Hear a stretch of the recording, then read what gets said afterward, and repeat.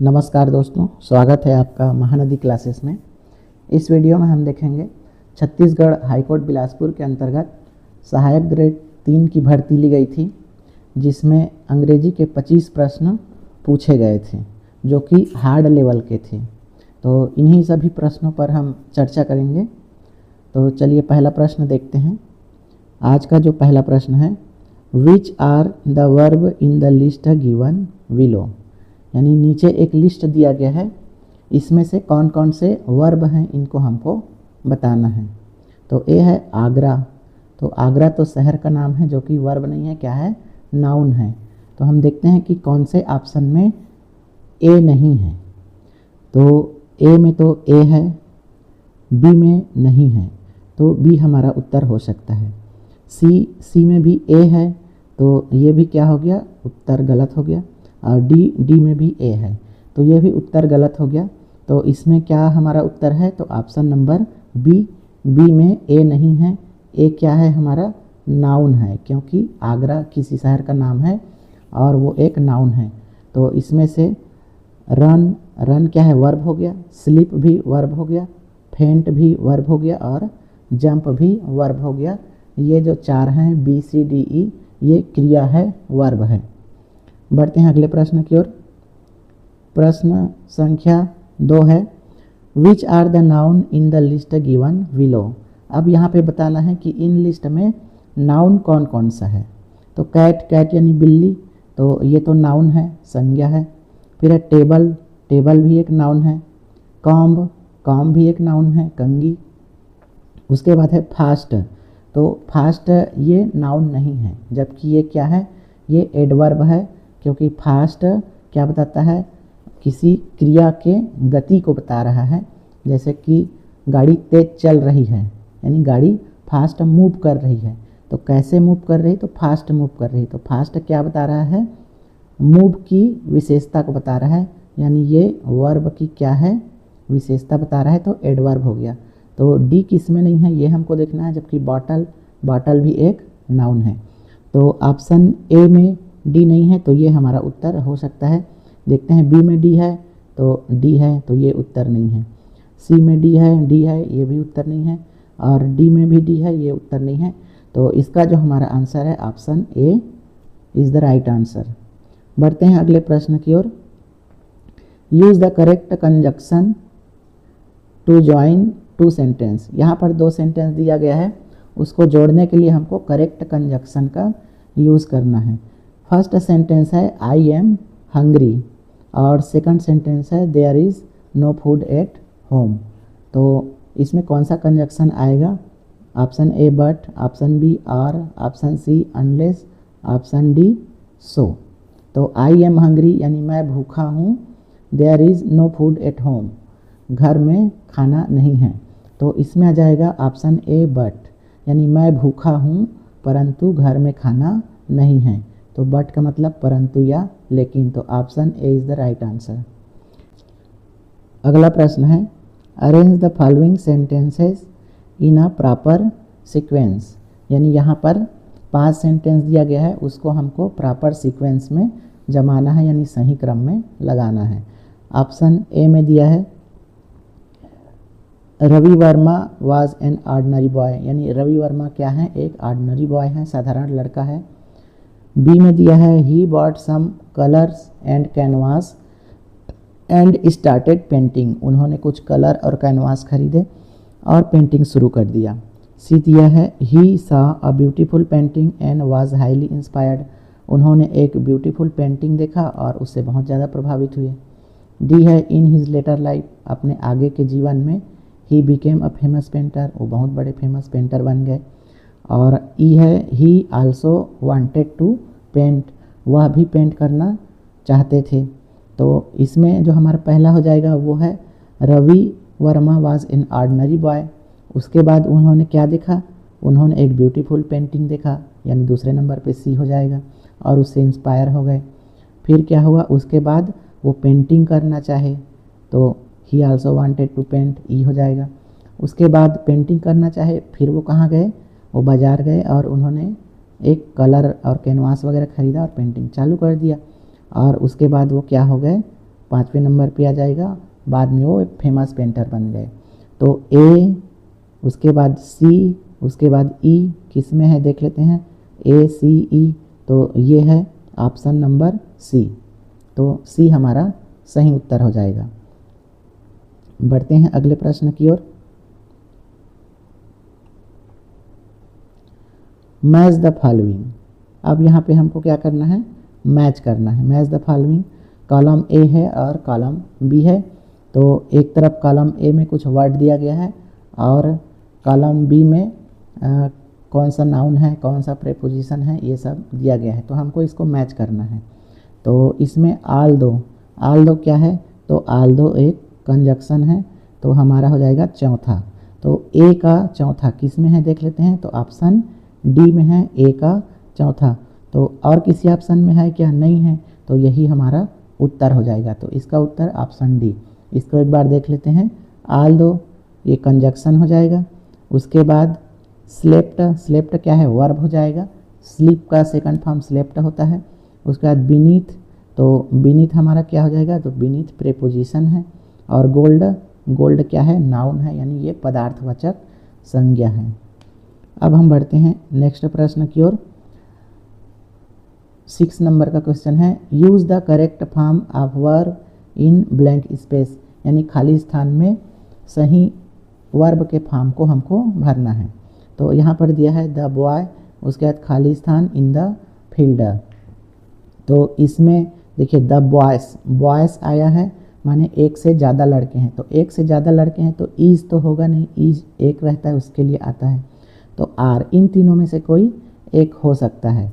तो आर के बाद प्ले नहीं आता है, प्लेइंग आता है, आईएनजी आता है, ठीक है। प्लेड भी नहीं आता आर के बाद सिंपल सेंटेंस में। उसके बाद डी है आर प्लेइंग, तो ये हमारा सही उत्तर हो जाएगा, the boys are playing in the field. इसका मतलब है कि लड़के फील्ड में खेल रहे हैं। तो ऑप्शन डी इसका सही आंसर है। बढ़ते हैं नेक्स्ट क्वेश्चन की ओर। 7 नंबर का क्वेश्चन है, एड द करेक्ट प्रीपोजिशन। यहाँ पर हमको सही प्रीपोजिशन बताना है। फ्यू फ्रेंड्स मीट मी खाली स्थान द एयरपोर्ट, यानी कुछ दोस्त मीट मी मुझे मिले एयरपोर्ट पर। तो कौन सा प्रीपोजिशन आएगा, एट, ऑन, इन, ओवर। तो इसमें से जो आंसर है वो है एट, क्योंकि एट का प्रयोग किसी स्पेसिफिक स्थान को दर्शाने के लिए किया जाता है। जैसे कि मैं मान लो रायपुर के किसी मोहल्ले में रहता हूँ, तो वहाँ पर एट, जैसे कबीर नगर, तो I live at Kabir Nagar, इस तरह से बोलूँगा, ठीक है। अगर बड़ा स्थान है तो वहाँ पर इन लगाते हैं। तो यहाँ पर एयरपोर्ट का जिक्र किया गया है, ये एक स्पेसिफिक स्थान है, तो एट इसका सही उत्तर हो जाएगा। ऑन क्यों नहीं होगा, क्योंकि ऑन किसी सरफेस को दिखाता है। जैसे टेबल के ऊपर ग्लास है, तो the glass on the table, इस तरह से हो जाएगा। इन का मतलब अंदर को बताता है, ओवर का मतलब ऊपर से कोई चीज़ गुजरता है, तो वहाँ पर ओवर बताते हैं। तो इसका आंसर है 8। नेक्स्ट क्वेश्चन है, arrange the following sentences in a proper sequence. यहाँ पर भी इसको प्रॉपर सीक्वेंस में जमाना है, सही क्रम में लगाना है। तो इसको हम एक बार देख लेते हैं क्या क्या है। ए में दिया है the mangoes were very sweet, यानी मैंगो बहुत स्वीट हैं। बी है over the year it grew into a huge tree, यानी आगे के सालों में ये एक बहुत बड़ा ह्यूज ट्री पेड़ बन गया। सी दिया है the tree was laden with ripe mango, यानी पके हुए मैंगो से ट्री लद गया। और डी है ही वाटर्ड इट एवरी डे, वह उसको डेली पानी देता था। और ई है Ram planted a mango sapling, Ram ने एक मैंगो का पौधा लगाया। तो इसमें हमारा जो पहले नंबर पे आ जाएगा वो है ई, यानी राम ने एक पौधा लगाया। तो ई कौन से ऑप्शन में है, तो ई है, बी में है और डी में है। तो ए और सी को तो हमको पहले ही काट देना है, ये उत्तर नहीं हो सकता। तो है बी और सी। तो राम ने पौधा लगाया मैंगो का, उसके बाद क्या आएगा, पौधा लगाने के बाद सीधा फल तो नहीं जाएगा, वो उसको रोज़ पानी देता था। तो डी हो जाएगा, ही वाटर्ड इट एवरी डे। तो देखते हैं ई के बाद डी किस में है, तो ई के बाद डी है ऑप्शन बी में, तो ऑप्शन बी इसका सही उत्तर हो जाएगा। ई के बाद डी है और डी में तो नहीं है, ई के बाद सी है, तो ये भी गलत हो जाएगा। तो ऑप्शन बी इसका सही है। लेकिन हम इसके सारे क्रम को देख लेते हैं। तो ही वाटर्ड इट एवरी डे, ये दूसरे पे आ जाएगा। उसके बाद पानी देने के बाद क्या हुआ, वो एक बहुत बड़ा पेड़ बन गया, तो ये 3 नंबर पे बी हो जाएगा। उसके बाद बहुत बड़ा पेड़ बन गया, फिर क्या हुआ, पेड़ में फल लग गए, तो ये चौथे पे ये हो जाएगा। उसके बाद फल जो है बहुत मीठे थे, तो 5वें पे ये हो जाएगा। तो इस तरह से इसका एक प्रॉपर सीक्वेंस ये हो जाएगा। अब हम देखते हैं next question. For the below assertion and reason, for the below assertion and reason choose the correct alternative. यहाँ पर असर्शन दिया है यानी कथन दिया है और उसका रीज़न दिया गया है, कारण दिया है। तो ये कथन कारण का प्रश्न है, तो इसको हमको हल करना है। तो कथन है काउस गिव्स अस मिल्क, यानी गाय हमें दूध देती है। और इसका कारण है milk is rich in calcium, यानी मिल्क में कैल्शियम भरपूर मात्रा में होती है। तो काऊ हमें दूध देती है, ये तो सही हो गया। और मिल्क में कैल्शियम भी भरपूर होती है, तो ये भी सही हो गया। तो दोनों सही हो गया। लेकिन क्या काऊ हमें इसलिए दूध देती है क्योंकि उसके दूध में कैल्शियम होता है, तो ये तो इसका सही रीज़न नहीं हुआ। गाय हमें इसलिए दूध नहीं देती क्योंकि कैल्शियम होता है ना। गाय तो दूध देती है अपने बछड़े के लिए। तो ये हम देखते हैं कि दोनों को सही किस में कहा गया है और रीज़न उसका सही नहीं है। तो assertion A and reason R true, तो ये तो ट्रू है, but reason R is not correct explain of assertion, लेकिन जो कारण है वो कथन की सही व्याख्या नहीं करता है। तो यही हमारा उत्तर हो जाएगा, क्योंकि दोनों सही हैं लेकिन कारण कथन की व्याख्या नहीं करता। तो ऑप्शन ए इसका राइट आंसर। नेक्स्ट क्वेश्चन है यूज़ द करेक्ट आर्टिकल। तो करेक्ट आर्टिकल यहाँ पे हमको बताना है रवि हैज़ खालिस्तान वेरी ओल्ड कार, यानी रवि के पास एक बहुत ओल्ड कार है।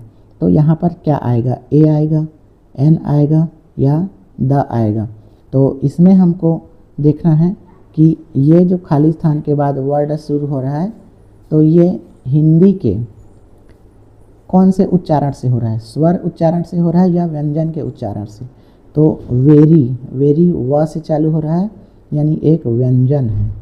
तो व्यंजन में हम ए लगाते हैं।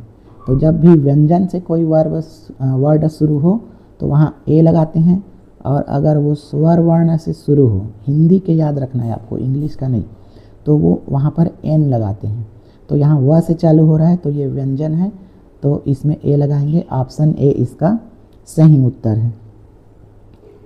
अगला प्रश्न है choose the correct active form of the sentence. इसमें हमको एक्टिव फॉर्म चूज़ करना है। यहाँ पर दिया है सेंटेंस है the grass is being cut by the labourers. अब ये पैसिव फॉर्म है, तो इसका एक्टिव हमको ढूंढना है, यानी घास जो है लेबरर के द्वारा काटा गया, यानी मज़दूरों के द्वारा काटा गया। तो हमको यहाँ पर लेबर, ये लेबरर को पहले रखना है, क्योंकि ये यहाँ पर ऑब्जेक्टिव केस में है तो उसको सब्जेक्ट बनाना है। और बीइंग किस में आता है, तो बीइंग आता है कंटिन्यूअस टेंस में। तो कट का कटिंग देखते हैं, कटिंग किस में है, तो इसमें कटिंग है, इसमें कटिंग है। तो ए और सी को पहले ही काट देना है, ये तो होगा नहीं। अब इन दोनों में कटिंग है, तो यहाँ पर हमको देखना है कि इज़, और इज़ क्या है, ये प्रेजेंट कंटिन्यूअस है, तो हमको इसमें प्रेजेंट वाला ही देखना है। तो आर क्या है, प्रेजेंट है, और कटिंग कंटिन्यूअस है, तो ये प्रेजेंट कंटिन्यूअस है और ये प्रेजेंट कंटिन्यूअस है। तो डी इसका सही उत्तर हो जाएगा। जबकि यहाँ भी कटिंग है, लेकिन वर्ब क्या है, तो वर्ब पास्ट को दर्शाता है, तो ये गलत हो जाएगा। तो ऑप्शन डी इसका सही उत्तर है।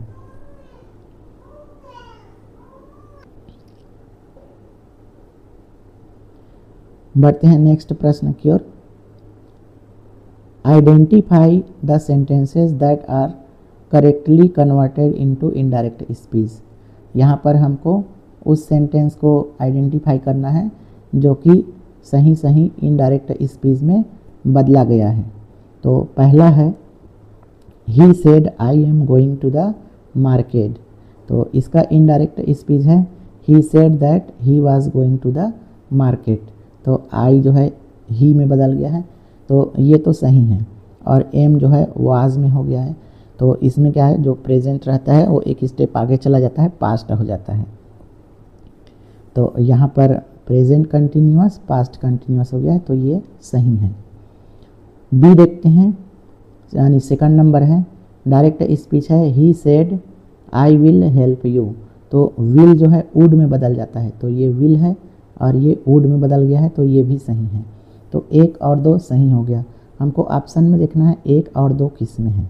तो फर्स्ट में तो 1 और 3 है, तो ये तो गलत हो गया। बी में 2 और 4 है, तो ये भी गलत हो गया। सी में 1 और 4 है, तो ये भी गलत हो गया। जबकि हमारा जो सही सही 2 ठो हुआ है वो ए और 1 और 2 हुआ है। तो ये है ऑप्शन डी में है, फर्स्ट और सेकंड। तो ऑप्शन डी इसका सही उत्तर हो जाएगा। अब हम इसके तीसरे और चौथे को भी देख लेते हैं। तीसरा है direct speech, they said we have finished our work, और इसका इनडायरेक्ट दिया है they said that they have finished their work. तो इसमें क्या होता है, प्रेजेंट का पास्ट हो जाता है इनडायरेक्ट में। डायरेक्ट से अगर इनडायरेक्ट बनाएंगे तो जो प्रेजेंट रहेगा वो पास्ट हो जाता है। तो यहाँ पर देखिए हैव लगा है, हैव फिनिश्ड, यानी ये क्या है, प्रेजेंट परफेक्ट टेंस है। तो इसका पास्ट परफेक्ट टेंस होना चाहिए था, हैड फिनिश्ड होना चाहिए था। जबकि यहाँ पर हैव फिनिश्ड ही दिया है, इसलिए गलत है। अगर हैव के जगह में हैड हो जाता और अवर के जगह में देयर हो जाता तो ये सही होता। नेक्स्ट जो इसका दिया है वो है direct speech, they said we are living now, और इसका इनडायरेक्ट स्पीच है they said that they living now. तो देखिए यहाँ पर आर दिया है, और आर क्या है, आर लिविंग, ये प्रेजेंट कंटिन्यूअस है, तो इसका पास्ट कंटिन्यूअस होना चाहिए था। तो यहाँ पर आर लगना चाहिए, आर के बजाय यहाँ पर वर लगना चाहिए था, WERE, दे वर लिविंग, और नाउ के जगह देन होना चाहिए था। तो इसलिए ये भी गलत है। तो 1 और 2 सही हैं, जो कि ऑप्शन डी में है। अगला प्रश्न देखते हैं, प्रश्न संख्या 13 है, change the following sentences column A so that the verb will be the passive voice column B. यानी कॉलम ए में सेंटेंस दिया गया है और कॉलम बी में उसका पैसिव वॉइस दिया गया है। तो हमको इसको सही सही मिलान करना है, यानी एक्टिव वॉइस को पैसिव वॉइस से मैच करना है। तो यहाँ पर देखिए ए दिया है we saw you and him, we saw you and him. तो इसका हम देखते हैं, ये जो यू है और हिम है, इसको हमको अब सब्जेक्ट बनाना है पैसिव वॉइस के लिए। तो यू एंड हिम, तो हिम का हो जाएगा ही। तो देखते हैं यू एंड ही किस में है। तो ऑप्शन चौथा में है यू एंड ही, तो ए का चौथा हो जाएगा। तो किस ऑप्शन में ए का चौथा है, तो ऑप्शन ए में देखिए ए का चौथा दिया है, जबकि बी, सी और डी इनमें नहीं है चौथा। तो यही हमारा आंसर हो जाएगा ऑप्शन ए। अब सभी को मिला के देख लेते हैं, ही केप्ट मी वेटिंग। अब यहाँ पर ये जो मी है ये आई में बदल जाएगा, क्योंकि यहाँ पर मी ऑब्जेक्टिव केस में है, तो इधर ये सब्जेक्ट बन जाएगा। तो आई कहाँ पर है, तो ये है आई एम केप्ट वेटिंग, तो बी का तीसरा हो जाएगा, तो ये है बी का तीसरा। फिर है I bought the baby a doll. अब यहाँ पर हमको क्या करना है, अ डॉल यहाँ पर ऑब्जेक्टिव है, इसको सब्जेक्ट बनाना है, और ये जो आई है इसको ऑब्जेक्ट बनाना है। तो a doll was bought for the baby, तो ये हो जाएगा सी का दूसरा, तो सी का दूसरा यहाँ पर है।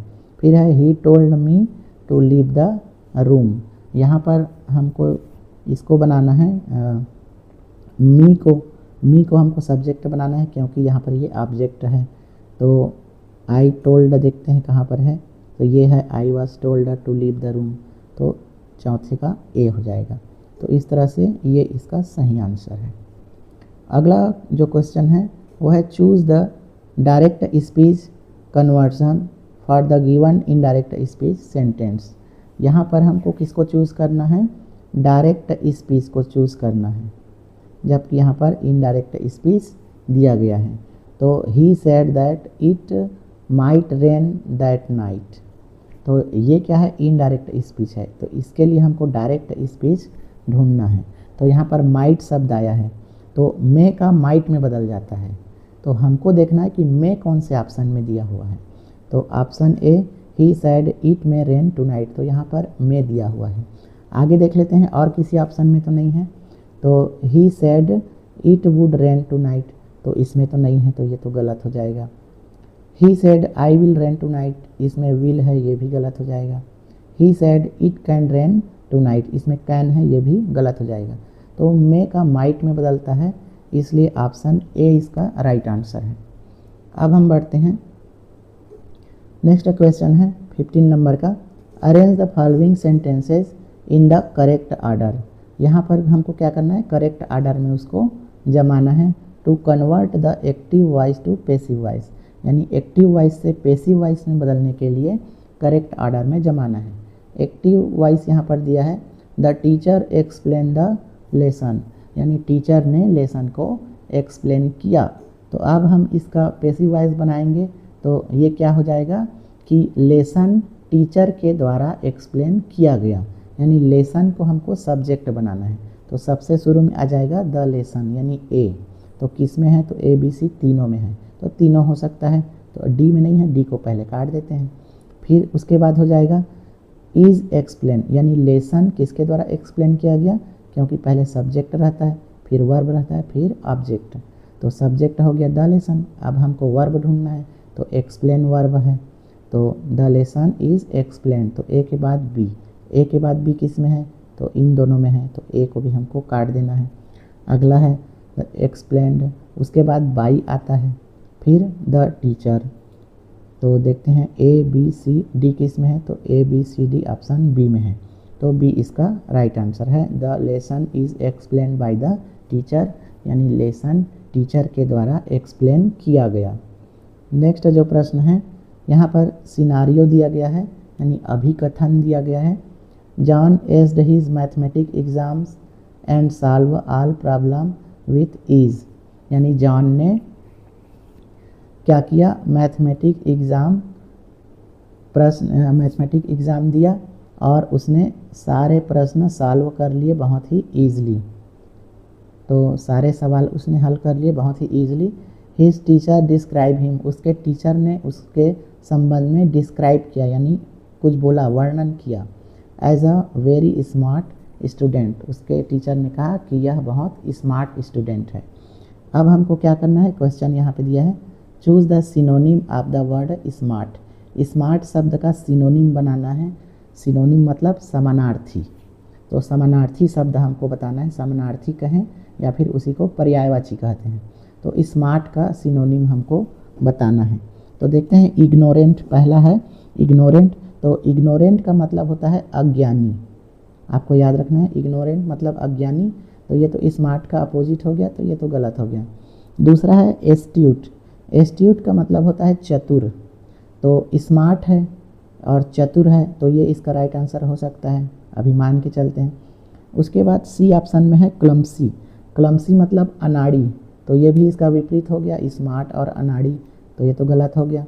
उसके बाद है इनेप्ट। इनेप्ट मतलब अक्षम, जो किसी करने लायक नहीं है, तो ये भी स्मार्ट का विपरीत हो गया। तो इग्नोरेंट, क्लमसी और इनेप्ट, ये तो इसके विपरीत हो गए। तो इसका समानार्थी वो है एस्ट्यूट, यानी चतुर। तो जो चतुर रहते हैं उन्हीं को स्मार्ट कहते हैं। तो ऑप्शन बी इसका राइट आंसर है। नेक्स्ट प्रश्न है, here is a list of description of some people. यहाँ पर एक लिस्ट दिया गया है जो कि कुछ लोगों का डिस्क्रिप्शन है। तो ये वन वर्ड सब्स्टिट्यूशन है, इसको हमको मैच करना है।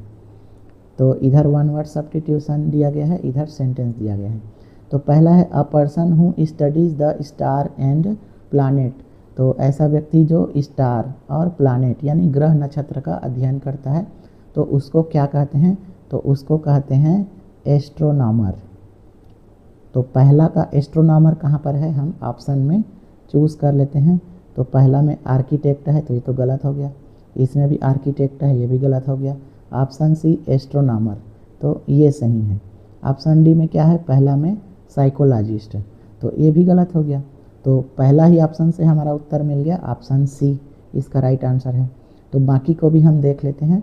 A person who studies the mind and behaviour, जो हमारे माइंड और बिहेवियर का अध्ययन करता है यानी मनोवैज्ञानिक, तो इसका सेकंड का हो जाएगा साइकोलॉजिस्ट। और थर्ड है a person who design building, जो बिल्डिंग डिज़ाइन करता है उसको आर्किटेक्ट कहते हैं, तो ये आर्किटेक्ट हो जाएगा। और चौथा है a person who sells medicine, ऐसा व्यक्ति जो दवाई बेचता है तो इसको बोलते हैं फार्मासिस्ट। तो ये वन वर्ड सब्स्टिट्यूशन है और इसका जो सही आंसर है वो है ऑप्शन सी। बढ़ते हैं अगले प्रश्न की ओर। प्रश्न संख्या 18, here is a list of description of some people. यहाँ पर कुछ लोगों का डिस्क्रिप्शन दिया गया है। ये भी क्या है, ये भी वन वर्ड सब्स्टिट्यूशन है। तो आपके किसी भी एग्जाम में CGP आप हमके वन वर्ड सब्स्टिट्यूशन आता है तो इसको आप बहुत देख लीजिए। यहीं पर आपको 8 वन वर्ड सब्स्टिट्यूशन मिल गया। तो देखिए पहला है a person who is specialist in the field of physics, यानी जो फिजिक्स का स्पेशलिस्ट है तो उसको क्या बोलेंगे, फिजिसिस्ट बोलेंगे। तो ये पहला ही इसका है फिजिसिस्ट। तो जो फिजिक्स का स्पेशलिस्ट है वो फिजिसिस्ट है। दूसरा है a person who loves Mankind and work for their welfare, यानी जो मानवता से प्रेम करता है तो उसको बोलते हैं फिलेंथ्रोपिस्ट। तो ये इसका हो जाएगा। तीसरा है a person who collect or studies stamp, जो स्टाम्प कलेक्ट करता है तो उसको बोलते हैं फिलाटेलिस्ट, ये इसका हो जाएगा। और ऑप्शन डी है a person trends in the art of healing, यानी जो इलाज करता है उसको बोलते हैं फिजिशियन। तो पहला है, देखते हैं फिजिसिस्ट पहला किस में है, तो ऑप्शन ए में है पहला फिजिसिस्ट, तो ये तो सही हो गया। ऑप्शन बी में पहला में फिलाटेलिस्ट है, ये गलत हो गया। ऑप्शन सी में भी फिलाटेलिस्ट है, ये भी गलत हो गया। और डी में फिलेंथ्रोपिस्ट है, ये भी गलत हो गया। तो ऑप्शन ए इसका राइट आंसर है। पहला का फिजिसिस्ट, दूसरा का फिलेंथ्रोपिस्ट, तीसरा का फिलाटेलिस्ट और चौथे का फिजिशियन, तो ये इसका सही उत्तर है। बढ़ते हैं नेक्स्ट क्वेश्चन की ओर। 19 नंबर का क्वेश्चन, यहाँ पर सिनारियो दिया गया है यानी कथन दिया गया है। Rajesh spend most of his weekend volunteering at the various charity event and helping those in needs, यानी राजेश जो है वो अपने वीकेंड का मोस्ट ऑफ द टाइम यानी अधिकांश समय स्पेंड करता है किस काम में, वॉलंटियरिंग के काम में, समाज सेवा के काम में, चैरिटी आदि में, और हेल्पिंग दोज इन नीड्स और ज़रूरतमंदों की हेल्प करता है। तो राजेश क्या करता है, अपने वीकेंड का अधिकांश समय लोगों की मदद करने में और वॉलंटियरिंग के काम में बिताता है यानी समाज सेवा में बिताता है। His friend often describe him as a someone who has a great love for humanity, और उसके दोस्त उसको हमेशा क्या बोलते हैं कि यह एक ऐसा व्यक्ति है जो ह्यूमैनिटी का ग्रेट लवर है यानी मानवता का लवर है, मानव प्रेमी है। तो हमको बताना है one word substitution a person who loves humanity, ऐसा व्यक्ति जो मानवता से प्रेम करता है। तो अभी अभी इसका उत्तर हमने ऊपर के एक क्वेश्चन में देखा है वन वर्ड सब्स्टिट्यूशन में। तो ऐसा व्यक्ति जो मानवता से प्रेम करता है उसको बोलते हैं फिलेंथ्रोपिस्ट। तो इसका ऑप्शन बी सही उत्तर हो जाएगा। ऑप्शन ए मिसेंथ्रोप है, तो मिस मतलब हेटर होता है, जो मानवता का नफरत करता है वो मिसेंथ्रोप है। जबकि फील का मतलब लव होता है, तो फिलेंथ्रोपिस्ट यानी जो मानवता से प्रेम करता है। तो ऑप्शन बी इसका राइट आंसर है। नेक्स्ट क्वेश्चन है the room was filled with bright sunlight in the morning making everything looks cheerful and lively. यानी सुबह सुबह जो है सनलाइट से पूरा कमरा भर जाता है, जो कि हर चीज़ को चीयरफुल और लाइवली यानी जीवंत कर देता है। हाउएवर एज द सनसेट, और सनसेट जैसे ही होता है द एटमॉस्फेयर चेंज्ड ड्रास्टिकली, तो एटमॉस्फेयर जस्ट चेंज हो जाता है उसका उल्टा। तो क्वेश्चन दिया है choose the antonym of bright. Bright का हमको एंटोनिम बताना है यानी विलोम शब्द बताना है। तो ब्राइट मतलब चमकीला, तो ऑप्शन में देख लेते हैं कि इसका उल्टा क्या है। तो डिम, डिम मतलब धुंधला, तो ये हमारा उत्तर हो सकता है। बी देख लेते हैं, बी में दिया है रेडियंट। रेडियंट का मतलब दीप्तिमान, तो ब्राइट और रेडियंट समानार्थी हो गए। ल्यूमिनस, ल्यूमिनस का मतलब होता है चमकदार, तो ब्राइट मतलब भी चमकदार, ये भी समानार्थी हो गया। और क्लियर मतलब साफ, तो ब्राइट और क्लियर ये भी समानार्थी हो गए। तो डिम इसका राइट आंसर है। डिम का मतलब धुंधला, ब्राइट का मतलब चमकीला, तो ये इसका एंटोनिम हो गया। बढ़ते हैं नेक्स्ट क्वेश्चन की ओर।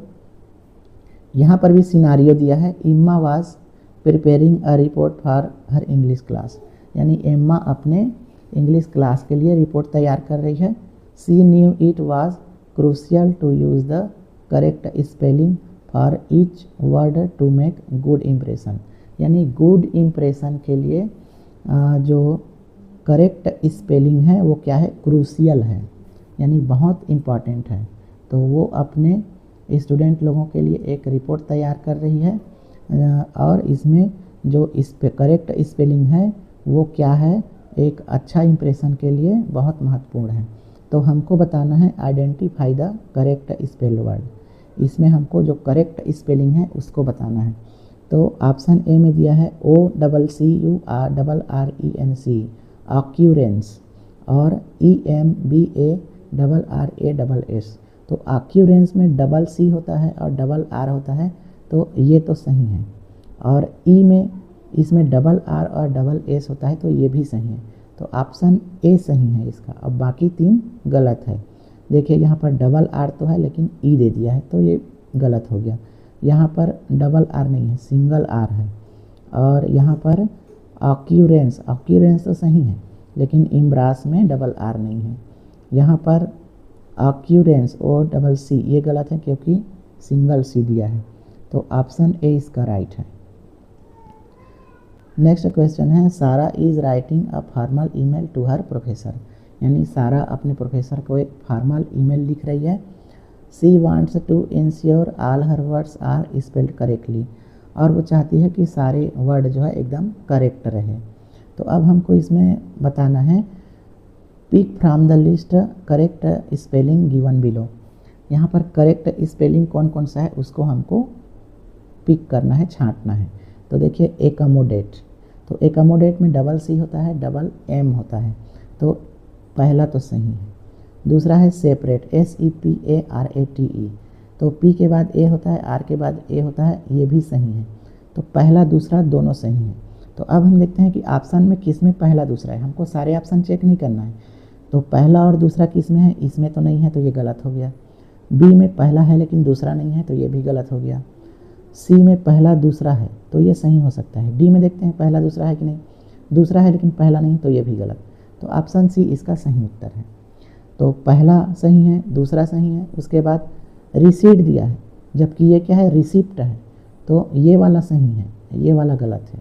उसके बाद डेफिनेटली, तो डेफिनेटली में एफ के बाद आई होता है, एन के बाद आई होता है, ये सही है, जबकि ये गलत है, एन के बाद ए दिया है। तो इस तरह से हमारा जो उत्तर हो जाएगा ऑप्शन सी। बढ़ते हैं अगले प्रश्न की ओर। अगला प्रश्न है, यहाँ भी सिनारियो दिया गया है यानी कथन दिया गया है। Despite his strong will and determination Jacob felt his resolve starting to crumble under the immense pressure of situation. यानी ये हमको उतना समझ में नहीं आया, बाकी थोड़ा थोड़ा समझ में आया कि इमिनेंस प्रेशर के समय में भी उसने क्या किया, महसूस स्टार्टिंग किया। यानी टोटल देखा जाए तो इसमें हमको उतना समझ में नहीं आया, लेकिन एक चीज़ समझ में आया, स्ट्रांग विल एंड डिटर्मिनेशन, यानी अपनी स्ट्रांग विल यानी इच्छा शक्ति वगैरह से उसने विपरीत परिस्थितियों में भी क्या कर लिया, अपने सिचुएशन के हिसाब से जो भी करना है वो कर लिया। तो कुल मिला के हल्का हल्का ये समझ में आया। तो अगर सिनारियो समझ में भी नहीं आएगा ना, तो हम उसको क्वेश्चन से बना सकते हैं। इसको क्यों दिया रहता है सिनारियो को, ताकि हमारा समय ख़राब हो। अगर हम इसको नहीं भी पढ़ेंगे तो भी हम यहाँ से क्वेश्चन से डायरेक्ट बना सकते हैं। तो सिनारियो हमारे समय को ख़राब करने के लिए दिया गया रहता है। तो आपको ये समझ में भी नहीं आए तो टेंशन नहीं लेना है, आप डायरेक्ट क्वेश्चन से बनाइए। Choose the antonym of the verb strong. जैसे स्ट्रांग का अब यहाँ पर एंटोनिम बनाना है, ठीक है। तो अब हम देख लेते हैं, इसके हमको मीनिंग पता होना चाहिए तभी बनेगा। तो एंटोनिम मतलब विलोम। तो स्ट्रांग तो पावरफुल, तो स्ट्रांग और पावरफुल ये तो सिनोनिम हो गए, ठीक है। तो ये बी तो इसका उत्तर नहीं है। सी में देखते हैं रोबस्ट।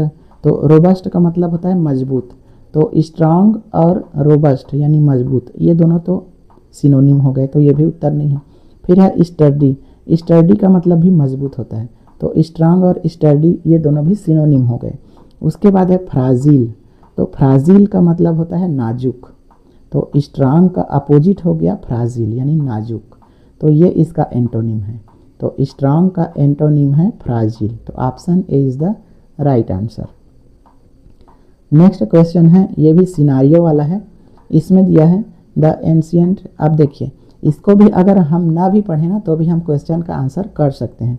जैसे कि सीधा डायरेक्ट क्वेश्चन पढ़ते हैं, choose the antonym of verb old and cold. तो ओल्ड और कोल्ड का हमको एंटोनिम बताना है, विलोम बताना है। तो ओल्ड का विलोम क्या हो जाएगा, न्यू हो जाएगा। तो न्यू किस में है, ऑप्शन ए में, तो यही सही है। तो ऑप्शन ए इसका राइट आंसर है।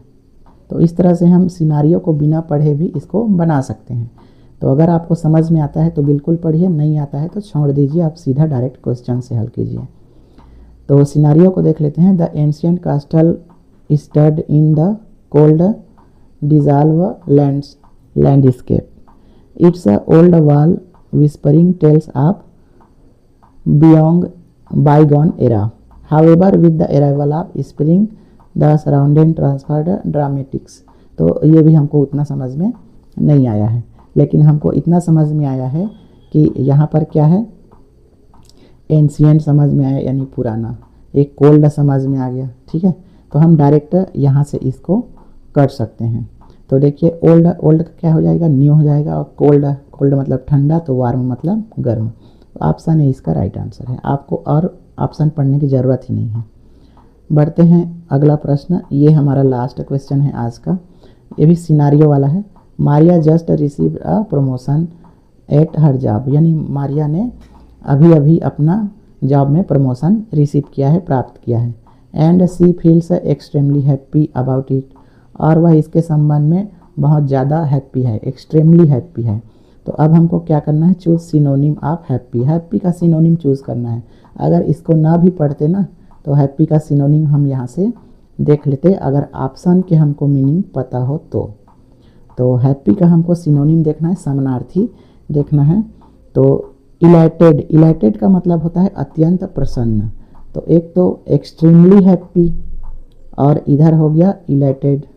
तो इलाइटेड का मतलब अत्यंत प्रसन्न और एक्सट्रीमली हैप्पी का मतलब भी अत्यंत प्रसन्न। तो ऑप्शन ए इसका राइट आंसर है। बाकी को भी देख लेते हैं। बी में क्या है, डिसमिसल। तो डिसमिस से ही पता चल जा रहा है कि ये हैप्पी का जस्ट उल्टा है। तो डिसमिसल का मतलब होता है उदास या निराशाजनक। तो बी तो गलत हो गया। फिर है मेलैंकोलिक। जहाँ पर भी आपको मैला शब्द आ गया तो मैला मतलब होता है गलत, ठीक है। हिंदी में भी मैल होता है, इंग्लिश में जहाँ भी आपको मेला दिख गया तो आप समझ लेना ये नेगेटिव है, नेगेटिव चीज़ है। तो मेलैंकोलिक मतलब उदासी भरा। उसके बाद है सारोफुल। तो सारो का मतलब तो दुख होता है, सारोफुल यानी दुखी। तो ये तीनों जो है गलत हो गए। ऑप्शन ए इलेटेड यानी अत्यंत प्रसन्न, ये एक्सट्रीमली हैप्पी का सिनोनिम हो गया। तो ये इसका राइट आंसर है। तो इस तरह से हमने आज 25 क्वेश्चन देखे जो कि सीजी व्यापम के PYQ हैं, प्रीवियस ईयर क्वेश्चन है, और ये थोड़े हार्ड लेवल के थे। हार्ड लेवल का कहा जाए तो इसमें हमको पढ़ने में बहुत समय लगा है, डायरेक्ट क्वेश्चन नहीं दिया गया है। हार्ड उतना भी नहीं था, लेकिन इसमें वर्ड इतने ज़्यादा हैं, इसमें जो मैच करने वाला दे दिया है, इसी में आपको वन वर्ड सब्स्टिट्यूशन को मैच करने का दिया है, और ये सिनारियो बना बना के दिया है, कथन कारण वाला दिया है, तो इसलिए मैं इसको हार्ड लेवल का बोल रहा हूँ, क्योंकि आपको पढ़ने में समय लगेगा। लेकिन ये आपके ऊपर है कि आप इसको कितना जल्दी हल कर सकते हैं। आप बिना सिनारियो को देखे भी आप आंसर लगा सकते हैं। तो उम्मीद है कि आज का वीडियो आपको पसंद आया होगा। अगर पसंद आया है तो वीडियो को लाइक कीजिए, शेयर कीजिए और चैनल को सब्सक्राइब कीजिए। बहुत बहुत धन्यवाद।